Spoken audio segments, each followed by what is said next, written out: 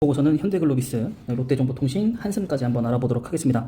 자, 현대글로비스 같은 경우에는 매출액이 6조 2,932억 원이고요. 영업이익은 4,263억 원입니다. YY 대비해서 103% 그리고 24% 성장을 했습니다.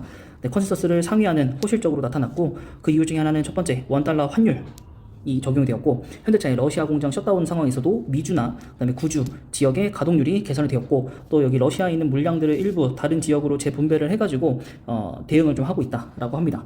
자, 환율의 추가 상승이 확인이 되고, 또 반도체 수급의 정상화가 이어지면서 러시아 공장의 셧다운 악재를 상쇄할 수 있고, 국내외 물류와 CKD 사업부의 가격 상승 요인은 물가 상승 압력도 좀 반영이 되어 있다고 보고 있습니다. 자, 현대차 및 그다음 기아 해외 공장 출고량은 2분기에 71만 대를 예상하고 있으면서 좀 일시적으로 감소는 좀 하겠다. 미주나 구주 지역의 가동률 상승, 그리고 인도네시아 신공장, 그리고 반도체 수급 정상화로 인해서 3분기, 4분기 갈수록 성장을 좀 예상을 한다라고 보고는 있습니다.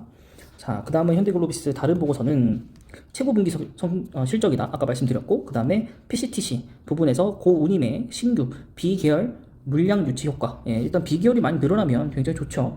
그 다음에 완성차 및 부품 물동량이 증가를 할 거고요. 전 사업부에 걸쳐서 인플레이션 효과 때문에 사업성이 좋아질 것이다 라고 좀 보고 있습니다. 그래서 CDK 같은 경우는 이제 물류 사업부라고 보시면 될 것 같고요. 그 다음에 PCTC는 이제 컨테이너 쪽이라고 보시면 되겠습니다.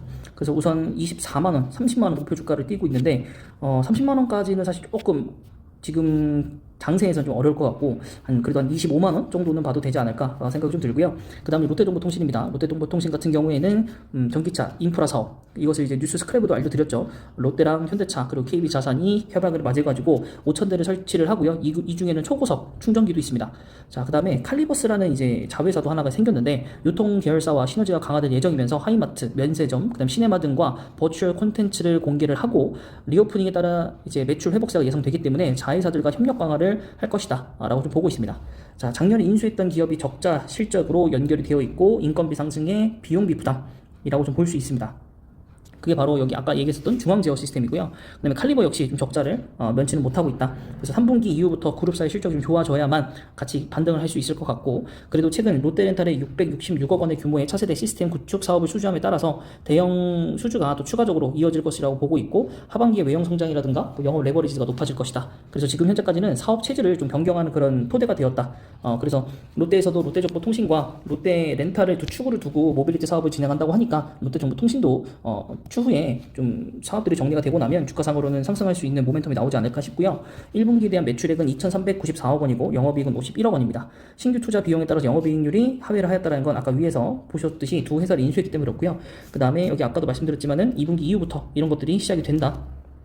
그래서 지금 전기차 대수도 증가하기 때문에 전기차 충전은 더 빠른 속도로 늘어나야 되고, 그래서 협약을 맺었고, 그러기 위해서 중앙제어라는 회사를 인수를 한 거라고 볼 수 있겠고, 나중에 전기차의 모멘텀이 끝나고 나면 당연히 그거에 대해서 인프라스트럭처에 걸쳐있는 회사들이 모멘텀을 받을 겁니다. 그래서 롯데정보통신도 그 중에 하나이기 때문에 수혜를 좀 예상해 본다라고 되어 있고, 목표 주가는 55,000원, 5만원이기 때문에 저는 5만원으로 보는 게 조금 더 좋다라고 생각합니다. 지금 현재 장세에서는 좀 보수적으로 좀 보는 눈이 좀 필요할 것 같습니다. 자, 한샘 같은 경우에 매출액이 5,260억이고 감소했어요. 4.9%. 그다음 영업이익은 100억 원으로 60% 넘게 감소를 했습니다. 자, 어닝 쇼크고요. 원가 압박이 좀 따랐고, 그다음에 아파트 매매 거래량이 큰 폭으로 위축이 됐기 때문에 아직 회복세는 없습니다. 자, 그리고 4월부터 판가 역시 4% 인상을 고시했으나 판관비가 내려가면서 원가율 방어가 비교적으로 방어가 되었고, 그다음에 판관 비율은 좀 증가를 했다라고 되어 있습니다. 자, 부동산 양도차익이 100억 이상 발생한 효과로 일시적으로 순이익은 좀 높아졌습니다. 네, 그래서 우선 뭐 한샘 같은 경우에는 뭐 이사를 하든 뭐 리모델링을 하든 재건축을 하든 뭐든지 일단 아파트가 지어지고 나서야 좀 들어가는 소비재라고 좀 볼 수 있겠고, 뭐 판가를 인상을 하더라도 팔려야 되기 때문에 그거에 좀 문제가 있다라고 보시면 되겠고, 거래량 회복을 좀 해야지만 이제 이쪽 부분이 살아날 것이다 라고 지금 보고 있는 게 한샘입니다. 그래서 당분간은 좋아질 구멍은 없다. 그래서 일단은 목표 주가는 105,000원, 105,000원 유지했지만은 그게 다소 긍정적인 상황은 아니다. 그래서 한샘이 거의 7만원, 그리고 6만원대까지 지금 하향을 하고 있는 것 같은데, 뭐 기회라고 보기는 합니다. 기회라고 보고, 또 한샘 뒤에는 롯데 쇼핑이 있기 때문에, 인수됐던 그 쇼핑이 있기 때문에 뭐 괜찮아질 거라고 봅니다. 롯데 건설도 있고, 이쪽으로 같이 뻗어 나가면 같이 시너지 낼 수 있지 않을까 생각하고요. B2B 매출은 고정적이고 B2C 이쪽 매출액이 좀 감소한 겁니다. 그리고 한샘 넥서스와 한샘 개발이 실적 호조가 좀 반영이 되었고, 리하우스 대리점은 좀 감소는 했지만 표준 매장 확대와 그 다음에 리하우스 대리점을 고려한다면 대리점 수는 나중에 추후에 재차적으로 증가할 것으로 보고 있기 때문에 우선 일단 상반기까지는 어쩔 수 없고 이제 하반기에 가면 갈수록 이게 성장이 어떻게 될 것인가에 초점을 좀 맞춰봐야지 한샘이 좀 이 구간이 저점이다 바닥이다라는 게 좀 확실히 더 나오지 않을까 생각을 합니다. 자, 그럼 나머지는 차트를 통해서 확인을 해보도록 하겠습니다. 현대글로비스 일봉입니다.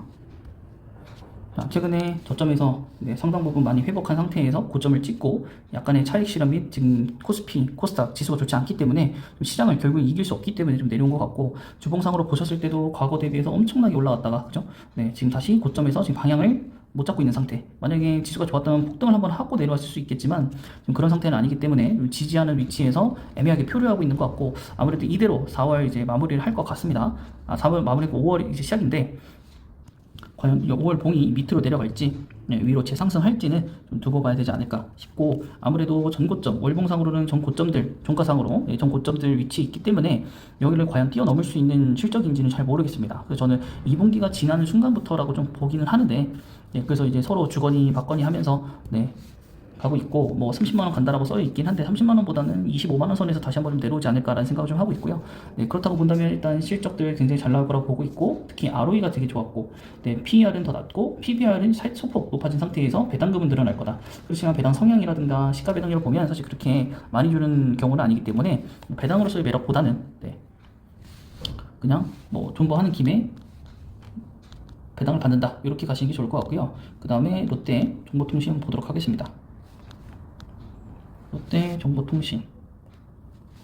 자, 롯데 정보통신 거래량이 많지 않죠. 자, 일봉상으로 굉장히 많이 하락을 했네요. 아무래도 실적 결과가 어제 나왔었기 때문에 그런 것 같고요. 우리가 결과물을 읽었을 때 결론적으로 봤을 때 지금 빠지는 게 절대 나빠서 빠지는 건 아니다. 물론 실적을 놓고 보면 나쁘긴 하지만 사업을 준비하는 단계이기 때문에 비용이 당연히 많이 들어갈 수밖에 없고 당연히 실적은 좋을 수는 없습니다. 그렇기 때문에 물론 여기서 더 떨어지면 이제 문제이긴 한데 우리는 알고 있기 때문에 지금 신규 투자로서 본다면 지금 아주 좀 매수의 저를 기회가 오지 않았나 싶고 전 저점들을 지금 다 깨고 지금 내려가는 상태라고 좀 볼 수 있겠고 여기가 어디까지 내려갈지는 모르겠지만 2만원대까지 한번 찍을 수는 있다고 봅니다. 단기적 폭락에 의해서 거래량도 없고 장도 좋지 않고 기간이 방어를 해주지 않는 종목이 있기 때문에 물론 향후에 이제 모멘텀들은 아까도 말씀드렸지만 칼리버스라든가 그 중앙제약 그쪽으로 해서 전기차 모멘텀을 가져갈 수 있게 현대차가 지금 요즘에 드라이브 걸고 있는 것 중에 하나가 그거니까. 그리고 이 회사는 이제 SK 시그넷과 좀 경쟁을 좀 해야 되긴 합니다. 그래도 어쨌든 롯데에서 가지고 있는 그런 자원들을 활용해서 이 회사가 사업을 펼칠 수 있는 상황은 있기 때문에 저는 뭐 나쁘진 않다라고 봅니다.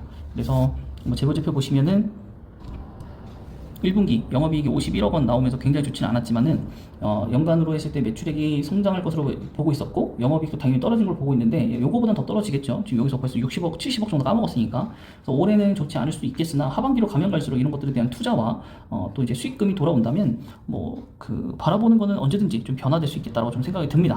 그래서 그 부분들 일단은 신사업들이 어떻게 되는지를 좀 체킹을 좀 잘 면밀히 해봐야 되지 않나 라고 생각이 좀 듭니다. 그 다음에 마지막은 이제는 사실 롯데 계열이라고 보시면 되겠는데 한샘입니다. 롯데 쇼핑에게 인수 당했기 때문에 7만원 깨고 지금 6만원까지 지금 내려온 상황이고요. 단기적 폭락입니다. 지금 뭐 부동산도 많이 풀어주겠다. 원전과 달리 약간 부동산 많이 풀어주겠다라고 기사들이 자꾸 나오고 있는데 과연 어떻게 어떤 식으로 할지 그리고 얼마나 빨리 될지는 잘 모르겠고 일단 그 기간 동안에 한샘은 계속 내려갈 수밖에 없었다.